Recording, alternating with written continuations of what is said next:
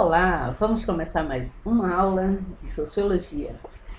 Meu nome é Jaqueline e hoje vamos falar sobre as instituições sociais. Bom, o que são instituições sociais? Primeira coisa, toda a sociedade, qualquer lugar que você for, existem instituições sociais. Todos terão modelos diferentes, porém com o mesmo intuito. Então, elas são modelos estruturantes e organizacionais da sociedade. Essas formas de estrutura, que normatizam, moldam, nos colocam dentro de uma singularidade comportamental, podemos dizer assim. Bem, eles estabelecem os padrões do qual nós devemos nos pautar para viver em sociedade. Aí quando você imagina assim, padrão, no que é que lhe vem à cabeça? Vamos imaginar, você está um dia lindo como hoje, ensolarado, e você pretende ir à praia. Chega no seu guarda-roupa e vai pegar um terno, um vestido longo, coloca um salto alto, ou um sapato social, algo desse tipo, e segue para a praia. Quando você começar a se dirigir ao mar, vestido com terno, um vestido comprido, e aí? Isso será estranho ou será normal? Não é estranho, né? Você está fora dos padrões. Então, qualquer um que se paute fora dos padrões, eles estão em desacordo com o que chamamos de instituições sociais.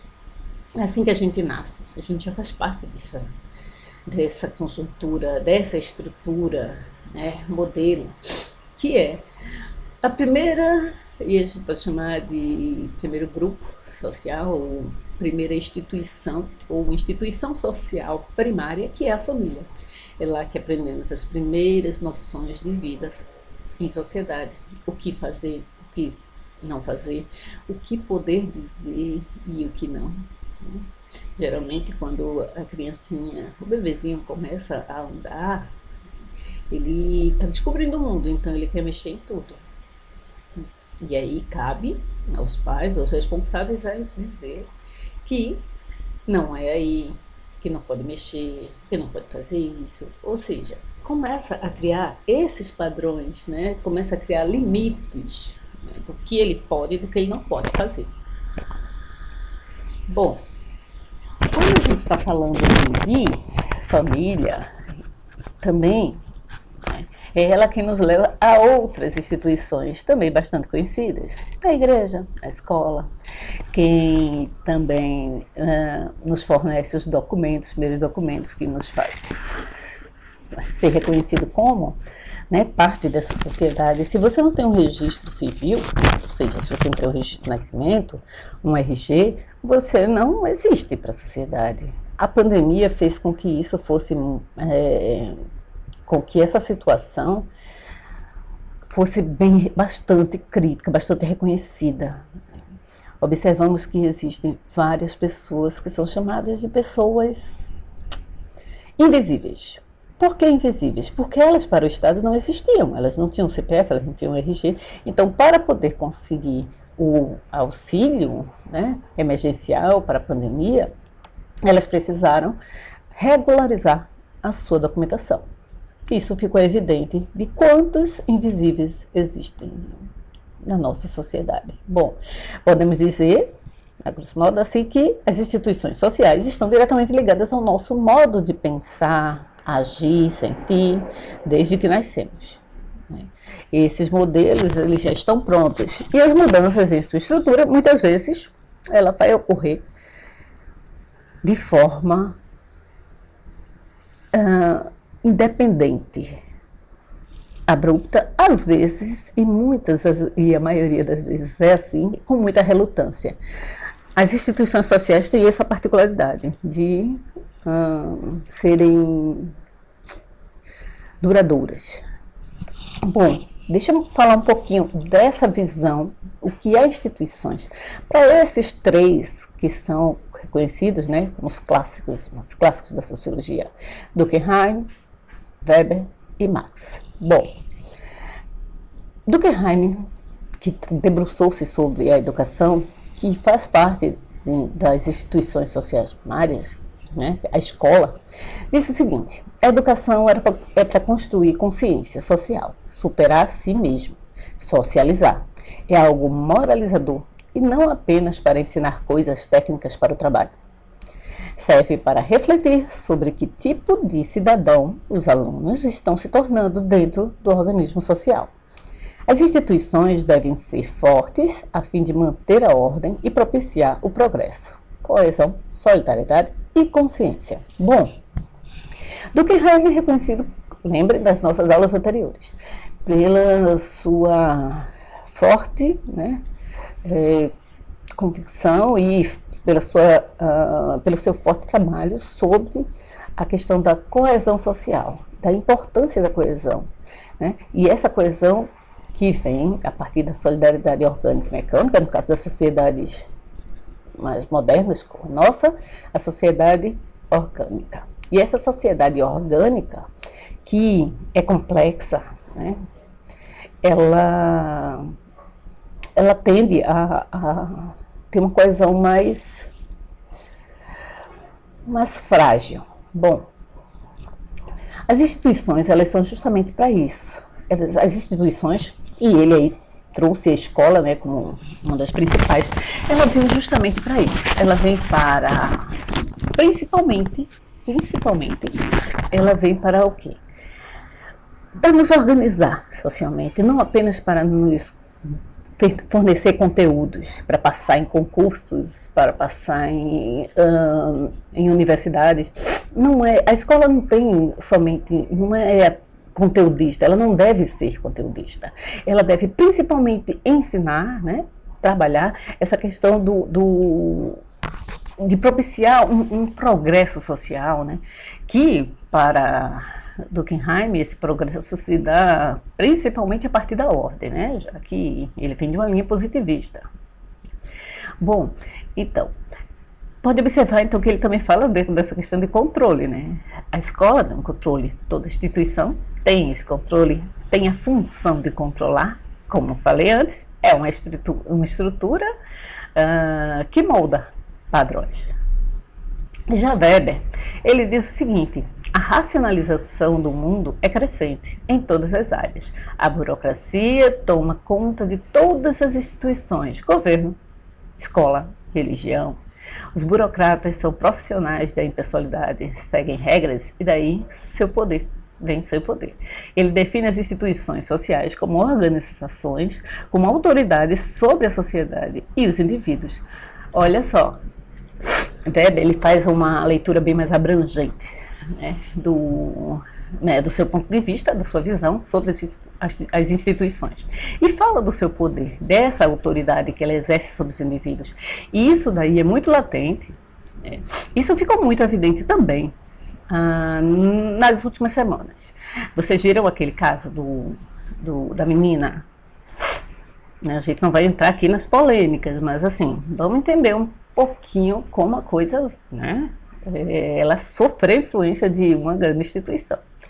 Bom, a menina que foi violentada desde os 6 anos de idade, chegou a ficar grávida do tio, né, aos 10 anos de idade, não existia condições nenhuma dessa menina sobreviver.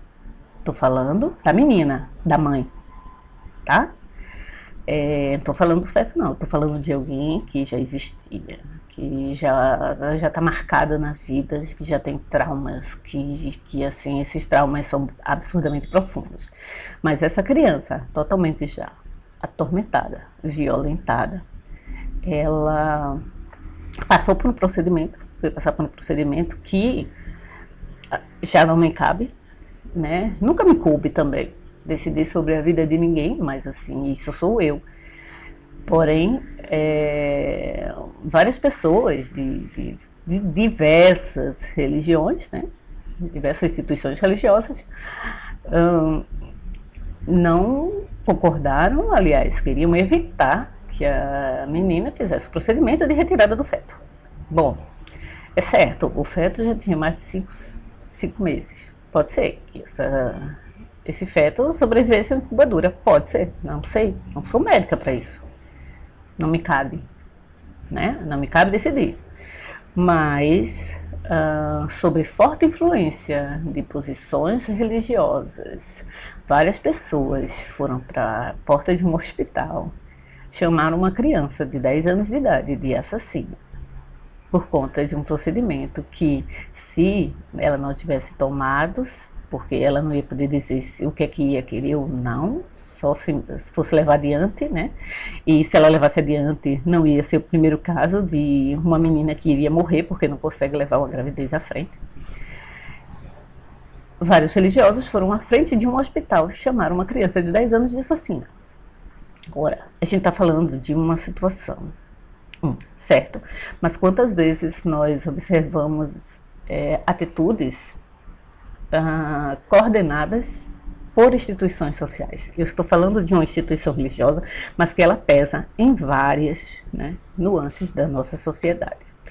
Bom, por isso que Weber tem a visão de que definiu, né, a instituição social como autoridade sobre a sociedade e os indivíduos. Então ela exerceu a instituição igreja, né, instituição religião, exerceu uma grande autoridade a partir de suas lideranças, né, ou por apenas as questões de dogma ou convicções religiosas, e terem uma postura que aí eu me coloco, né, como uma coisa que, ao meu ver, era totalmente descabida. Até porque eu faço parte daquele grupo que não concorda que uma pessoa deva se meter na vida do outro, se isso não lhe causa um dano direto. E isso, se não lhe causa um dano direto, não cabe a mim decidir sobre a vida, o corpo de outra pessoa, se isso não for causar um problema maior para a sociedade. Bom, já Marx, a política burguesa e suas estruturas, o Estado moderno, partidos, parlamento, votos, jornais, escolas, né, etc., segundo Marx, não passam de instrumentos de dominação.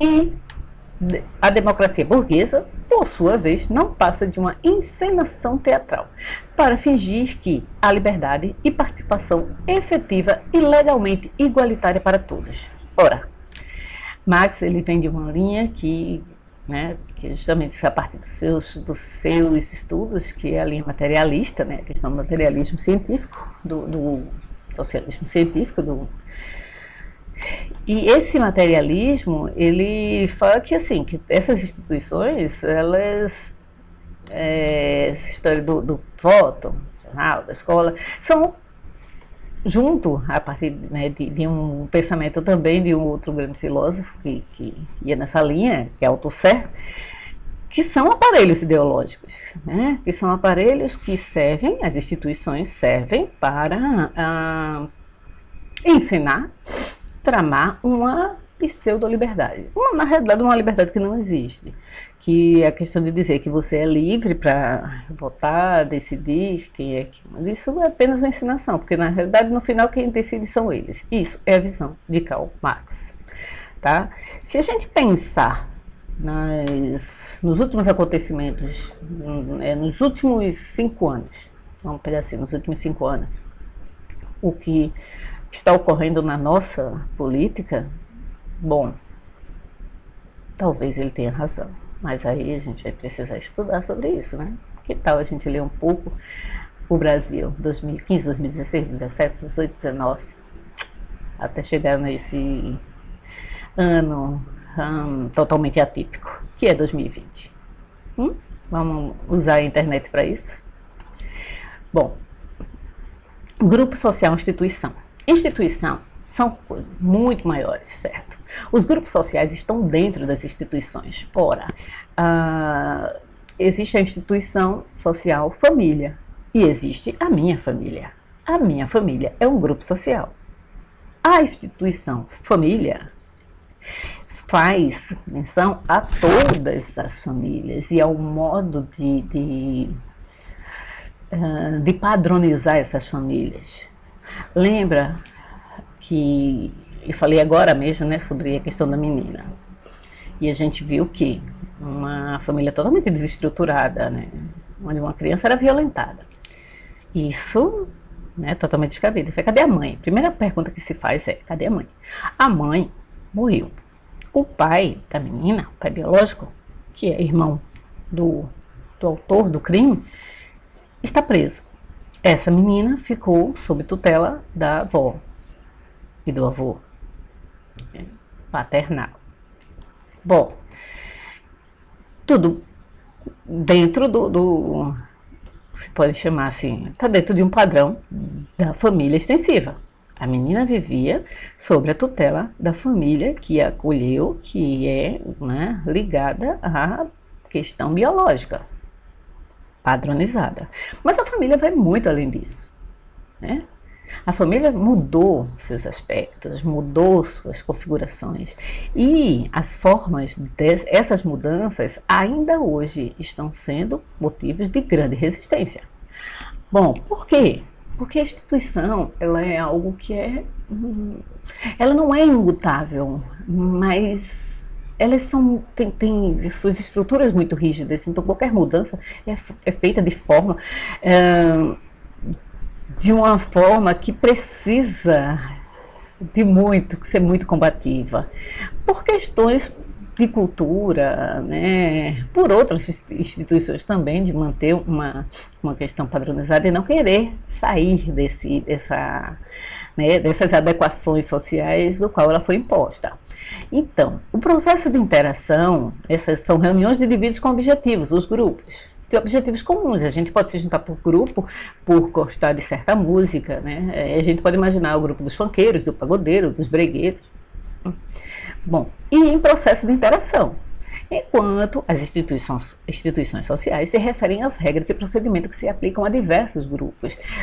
Então é o seguinte, voltando assim como exemplo, a família, a minha família é um grupo social, mas que está dentro de uma instituição social que fala sobre a instituição familiar, e onde durante muito tempo permeou de que a família seria composta apenas aliás, ela seria composta numa figura padrão: pai, mãe, filhos. Esse é o típico, a família típica, tradicional. Porém, nós temos outros formatos de família. Nós temos as famílias monoparentais. Nunca se viu tanta família monoparental como hoje. Onde, geralmente, não que não tenha de pai, mas assim, geralmente são as mães que lideram, que educam sua família sozinhas, sem a contribuição paterna, ou porque se separaram, ou porque morreu, ou porque nunca sequer assumiu os filhos em questão. Bom, essas mães, né, já faziam um número muito, muito expressivo nos últimos censos do IBGE, né, do Instituto Brasileiro de Geografia e Estatística, e já temos aí uma nova configuração, onde também tem pais que também lideram, também educam seus filhos sozinhos, certo? Com menor quantidade do que as famílias monoparentais lideradas por mães, mas também temos as famílias que são famílias extensivas, onde mora pai, mãe, avó, tio, tia, todo mundo num lugar só, né? Onde os primos são como irmãos, né? E, então, assim, são várias configurações dessa família. Nós temos famílias onde não há filhos, casais que vivem juntos, mas que resolveram não ter filhos. Temos as famílias homoafetivas, onde homem com homem, né, mulher e mulher estão casados ou vivem, né, tem uma convivência no mesmo lar, e eles com filho ou sem, filhos de relacionamentos anteriores ou filhos adotados, mas são filhos, né, ou sem também. Bom, a família ela pode ser constituída de quê? A partir da consanguinidade, da adoção e do afeto,